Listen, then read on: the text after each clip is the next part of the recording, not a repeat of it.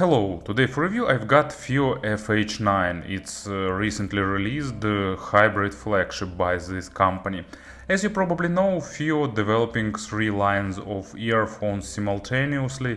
They have FA series of pure balanced armatures, they have FD series of single dynamic drivers, and they have FH for hybrids, and currently FH7 was the flagship of that lineup.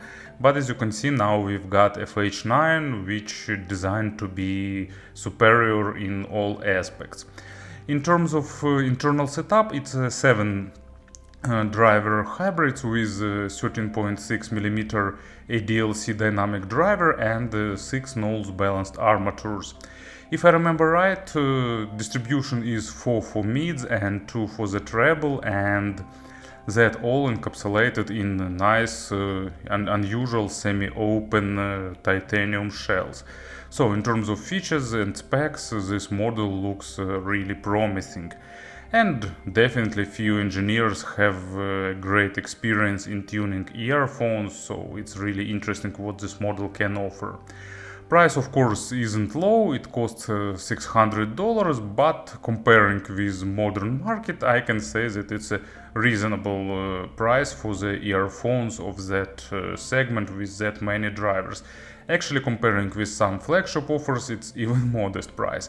But anyway, let's have a closer look. As you can see, package is traditional for FiiO. I really like this combination of materials and surfaces. It feels really great because the surface of the case is a bit rough and earphones are embossed and smooth, so you're getting interesting not only look but also sense. And as usual, this outer sleeve can be removed and we can proceed to internals. And here everything is also pretty traditional for the FiiO. On top some quick start guide. It's not that interesting in my opinion. And here are earphones, stock case, and so on. Here is the case. With this model you're getting that leather one. As you can see, there are 2 separate compartments to store earphones, so pretty nice solution. And also this tool to remove MMCX connectors. Also here are earphones themselves and 2 tuning filters. Traditional one is for more basic representation, second is for more bright and more treble focused.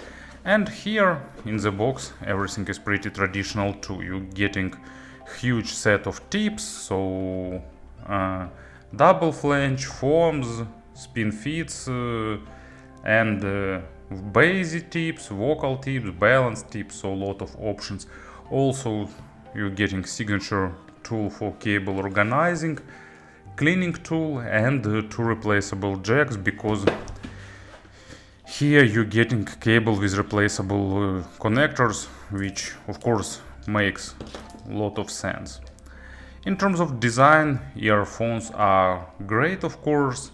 They are pretty big, relatively bulky, and relatively heavy. Lot of drivers inside and lot of things to accommodate inside of the shells, because here used the FiiO patented technologies for organizing sound as turbo and so on. You can see they are machined from the titanium, if I remember right. The specs looks great. They have that big opens on the faceplates, so they are semi-open. They are okay on a regular street, for example, or in some quiet place, but in noisy environment their sound isolation won't be superb. But it was intentional move by FiiO. They wanted to create the model with great sound. And in terms of wearing comfort, for me everything is good. Spouts have proper angle and they fitting nicely into ears. But of course, if your ears are small, probably they can be a bit too big. But actually I don't think that it will be a often met problem. You can unscrew this part to get access to the internals, and here is the replaceable filter. Let me put it back. There is a small rubber ring, I really like that, and the spout is doing its job pretty well. Overall build quality of course is superb. You can see that everything is done really nicely and in an accurate way. And the stock cable is also good. It's silver with ear hooks. It looks attractive, it feels nice, 4 wires per each ear. Really nice braiding, not too thick, but definitely looks reliable and nice. Interesting color. Here is a splitter with chin slider, and after the splitter it goes braided down to the jack. And you can see that here used a bit unusual braiding, but in my opinion it looks really attractive. And of course, that's what you can expect here. FiiO utilized their signature replaceable jack. So you unscrew this outer part and you can pull jack out. It fits really tightly, but it's possible to do. And you can replace it. So just pay attention. Here is a notch and here is the groove. Inside you need to ensure that they are fitting each other, and then you screw them back. So did I fit it right? Yep, I did. And then screw it back, and that's it. Still, in my opinion, the best replaceable connector system so far. And forgot to mention that on the other side, of course, used MMCX connectors.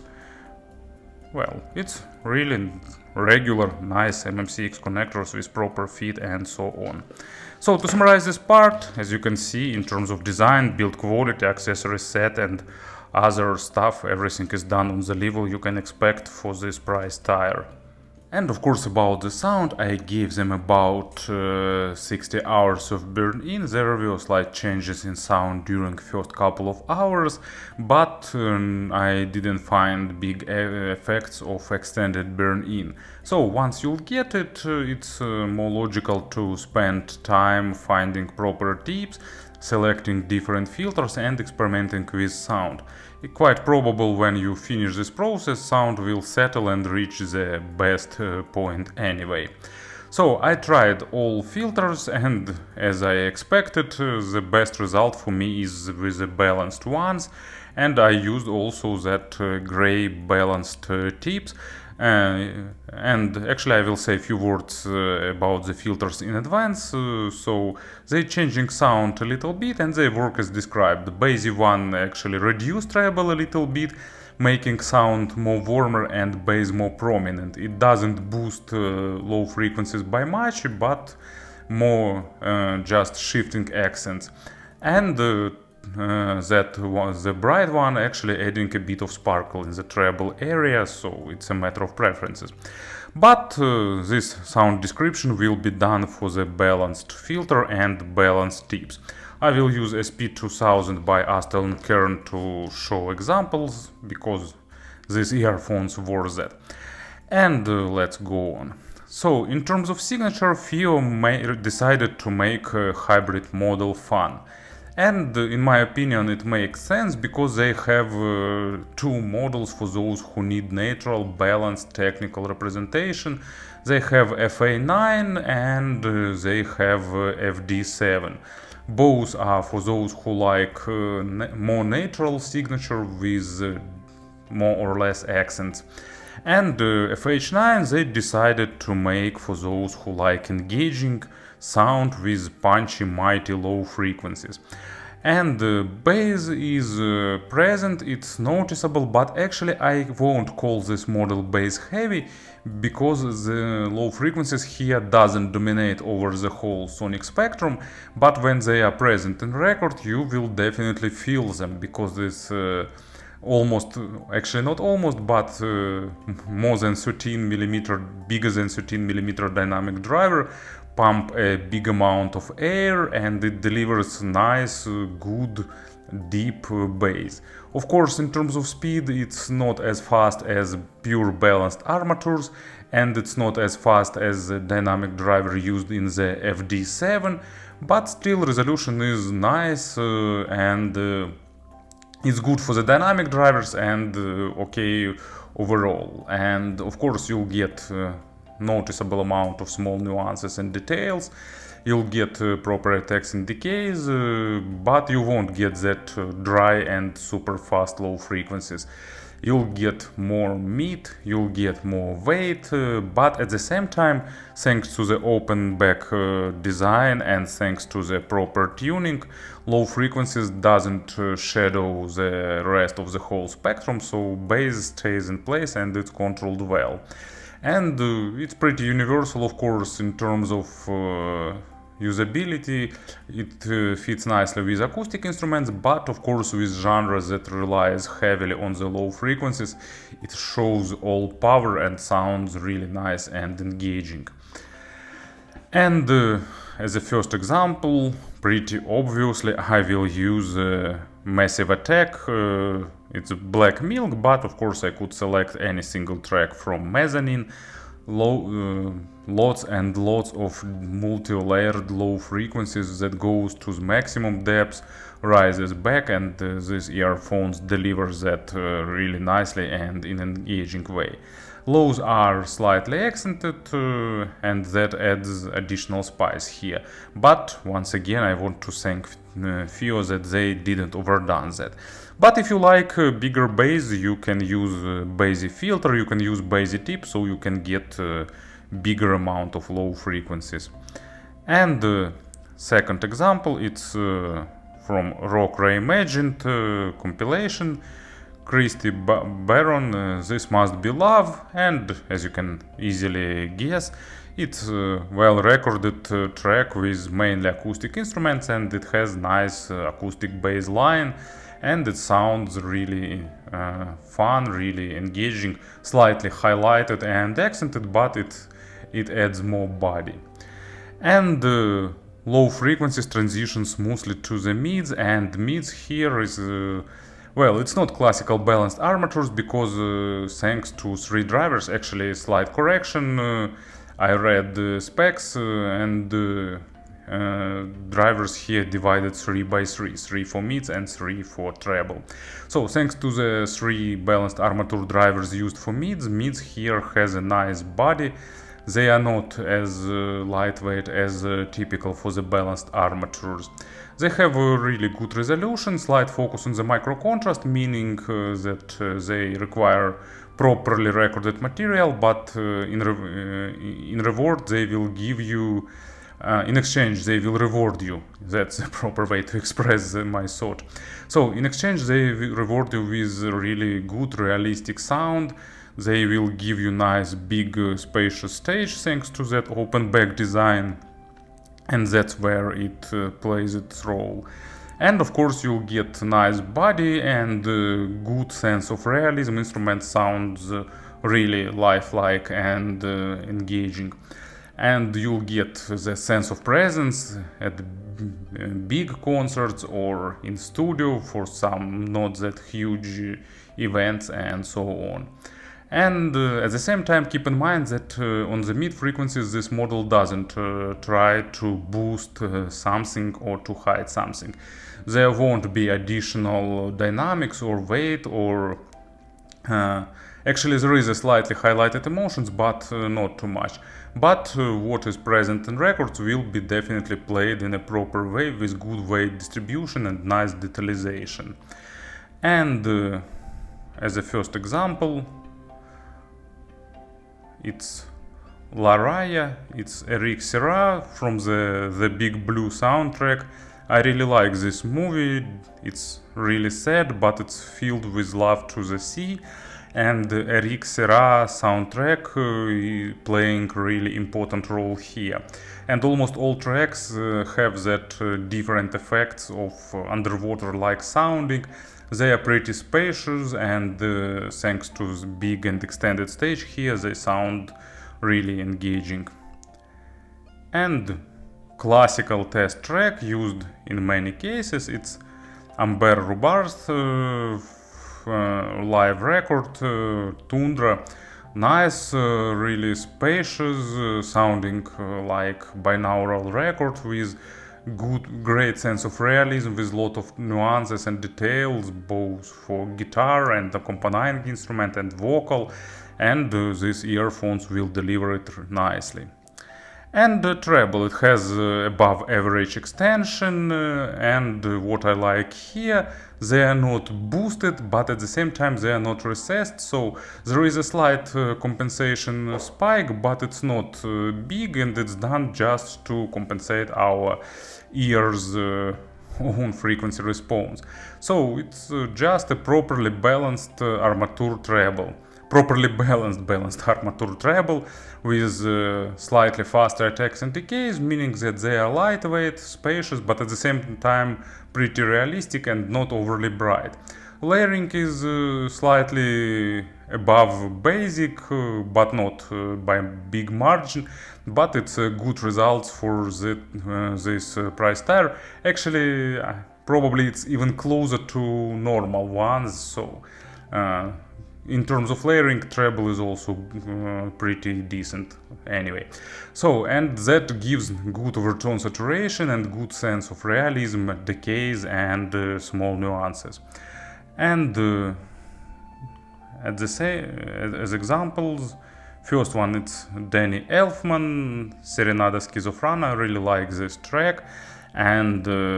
And tag, lot of orchestral instruments, all goes to the treble area, and thanks to the big stage and thanks to the good treble performance, it sounds really pleasant and not overly realistic like it happens with sometimes with models that boost treble too much. But if you like accented treble, of course you can achieve that with tips and filters too. And another example, it's absolute classic, it's John Coltrane, Locomotion, great accompanying instruments, but of course main saxophone part is the greatest staple of this track, and it goes to pretty high to the treble area, and these earphones deliver it really in a really engaging way. And as for pairing, they require a good, decent source, of course, not something top of the line, but at least average, at least middle segment of players is required. Zero sense in trying them with some dongle DAC or something like that. And they don't require super powerful source, but they are slightly above average in terms of power hungriness, so a bit of additional power suits nicely to their representation. But at the same time, they're not too noise-speaking. And speaking about the compressions, as usual, there are tons of models in this segment, but of course I can't recall them all, but mainly let's focus on the FiiO earphones. So comparing with FH9, this model has more noticeable treble, but at the same time they are a bit less harsh comparing with FH9, and they are slightly less weighty because FH9 sounds impactful, tight. This one is more spacious and slightly more relaxed in the overall tuning, but with big bass, and actually sometimes it's even bigger than in FH9. And FH5S, just recently released model. They are of course of different segments, they are more affordable. This model, it's a noticeable step forward with better refined treble. This model actually has less treble, but it's definitely more natural and better defined. And the bass here is slightly bigger and have more body. And FD7 actually it's slightly more natural. Of course they also have tight impactful bass, but it's slightly less in terms of body, and they are a bit more coherent because they are just single driver and they are more focused on the micro detalization. And FA9, another flagship model by FiiO, they are more natural, more focused on the micro contrast, so it's just a typical balanced armatures. Especially it's noticeable on the low frequencies, they are faster and at the same time less weighty and a bit drier. As for some other models, what we've got, Dunu DK3001, for example, they are more natural, with slightly more focus on the micro contrast and definitely with less bass body and with less sense of engagement and fun. But it's just a typical difference between what you prefer, more fun or more natural, more balanced tuning. And there are tons of models like, I don't know, Kinera's Cult, for example, that is pure balanced armatures. There are a lot of pure dynamic driver models like Dunu Zen and many others, but I didn't compare them because they have noticeably different representation. But anyway, if you're interested in some comparisons, of course, feel free to ask. If I'll be able to write some words, of course, I will do that. So, probably it's time to summarize everything, and FiiO just, they aimed and they hit the spot. They wanted to create fun sounding but high level model. They just created it, and it will gather a lot of popularity, but as usual it's not like everyone's cup of tea, because the tastes differ. Some can prefer, for example, FD7, like if you need more focus on the micro contrast at the low frequencies, for example, and more linear representation. So anyway, let's conclude that. Thank you for listening, thank you for your attention, and of course, have a nice day.